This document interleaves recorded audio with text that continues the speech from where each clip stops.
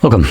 In front of me is a Xiaomi 13 Lite, and today I'll show you a couple of tweaks and tricks you can do on this phone.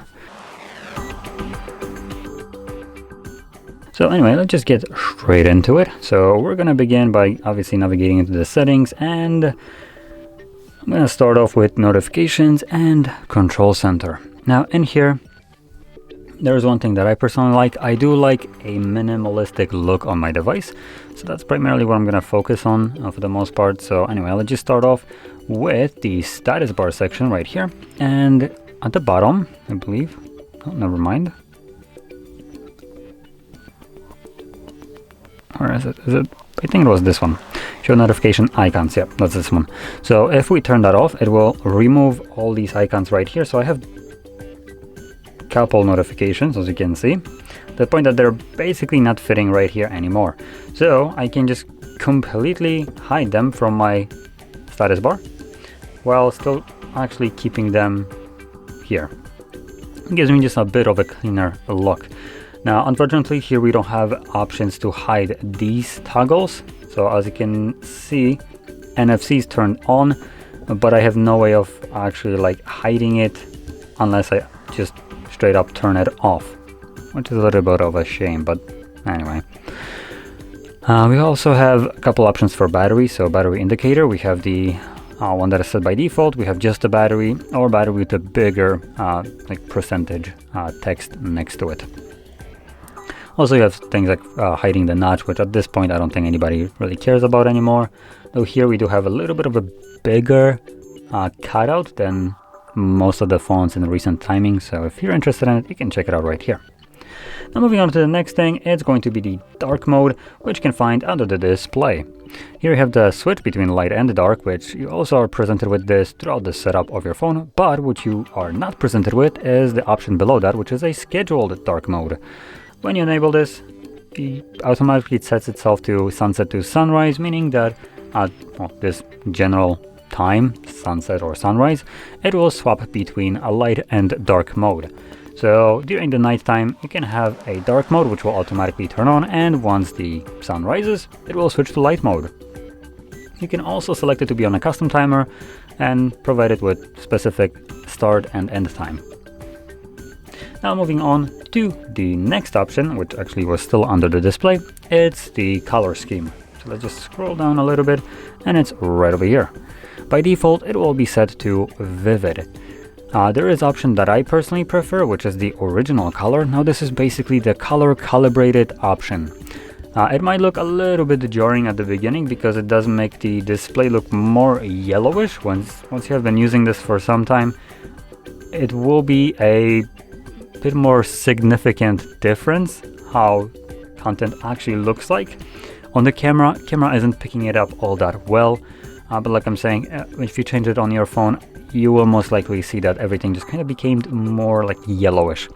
But don't worry, this is the vivid mode is more bluish, and just because you got used to it, that's kind of the downside of it.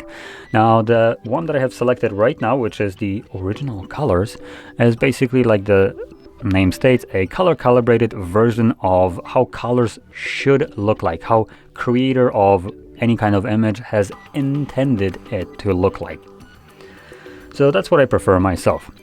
Obviously you can check out things like saturated, vivid, and we also have advanced settings right here, which allows you to customize it even further. So display all screen content in P3 color gamut. So this is also a color calibrated mode, as well as the sRGB.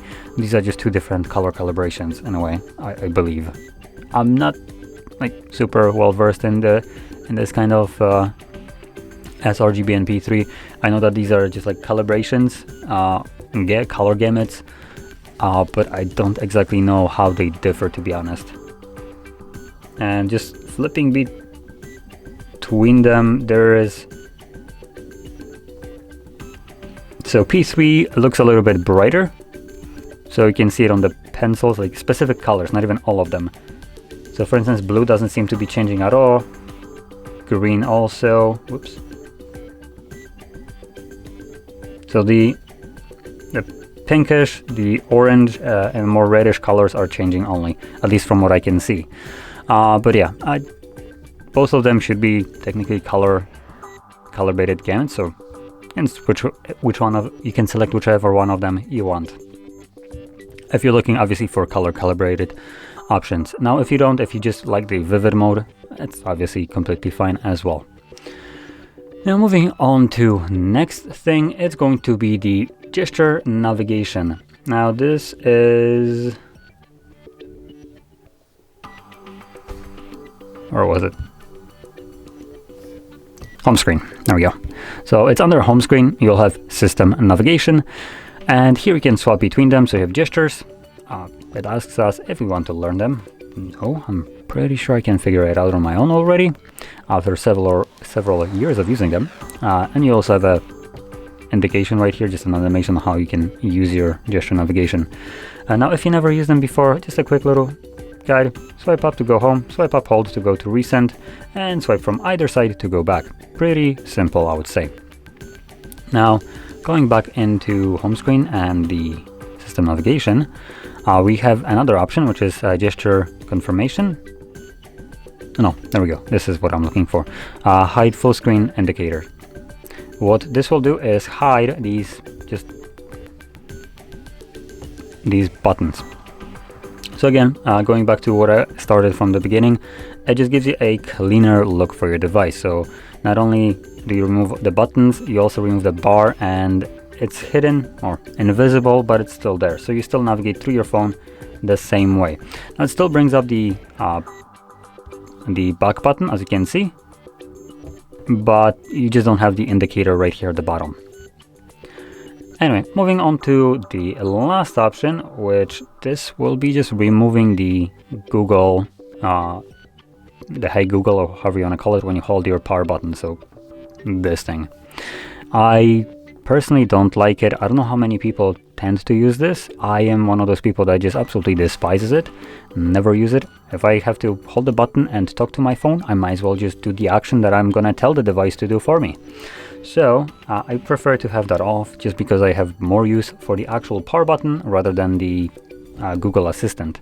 So if you want to disable this, all you need to do is navigate all the way down in the settings to additional settings, and then you're looking for gesture shortcuts, launch Google Assistant, toggle that off, and now when you hold your power button, it brings up your typical boot menu. So there we go. Now, with this being said, this would conclude all the tweaks and tricks I want to show you. So if you found this very helpful, don't forget to hit like, subscribe, and thanks for watching.